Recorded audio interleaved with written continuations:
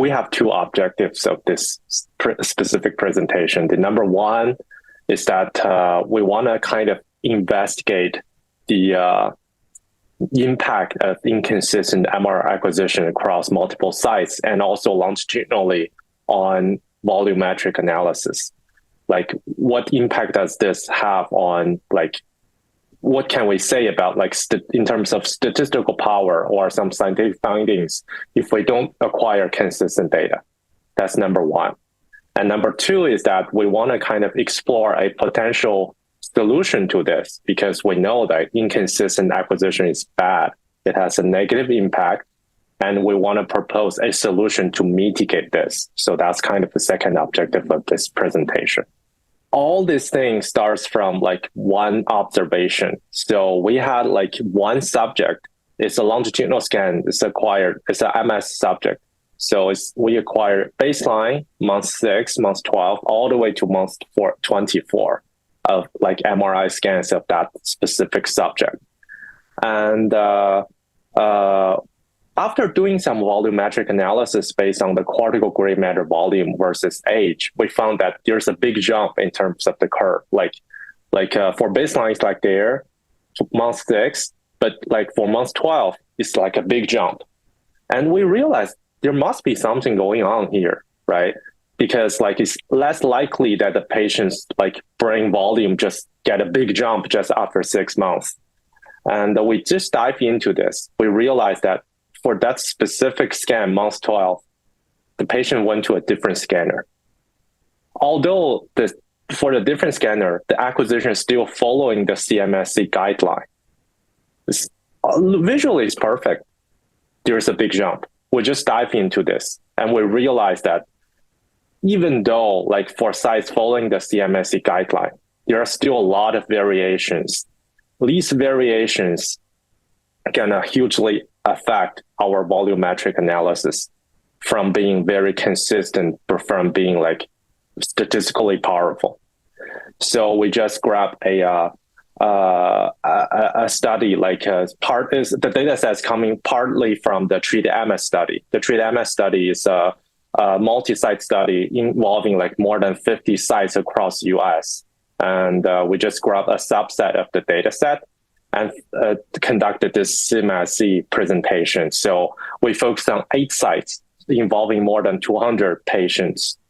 And we just conducted 3 parallel analyses. Number one is that we just focus on one site.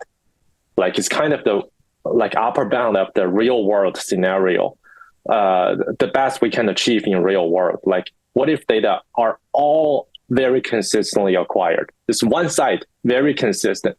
That's like kind of the upper bound. And the second analysis is kind of somewhere in between. It's like less likely, it's less ideal. Like we combine all the 8 sites as a whole. We just pull data from 8 sites and do the analysis, volumetric analysis. And this is the second study.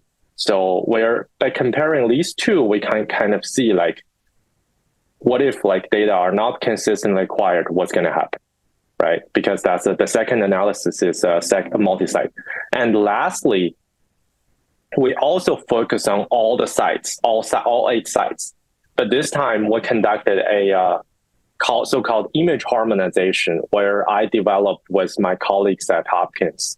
It's a kind of a machine learning based method that kind of harmonizes image by standardizing image contrast. So after image are acquired, we just take those acquired image as input, and our AI machine learning model going to produce a harmonized image, also an image, as if this harmonized image is acquired using the desired sequence. So we use that way to standardize image contrast.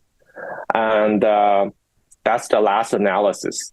The only difference between the last one versus the second one is that we use image harmonization, kind of hoping to mitigate this inconsistency issues.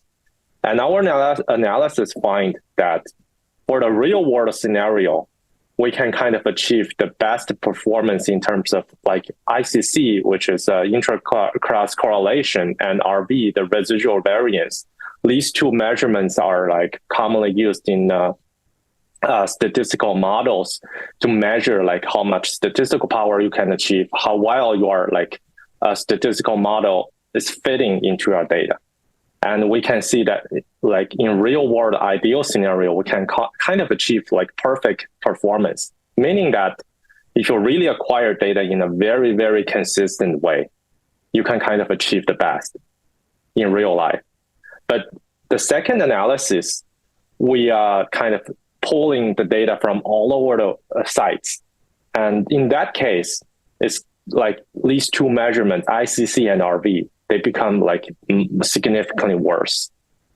Like even though we can include a lot of data, our sample size is enlarged by using multi-site data, but the statistical power is like actually like decreased a lot. And in the last study, we're still pulling like data from multi-sites, but this time we use image harmonization as a tool to solve this issue. We kind of achieve almost identical performance as the ideal real world scenario.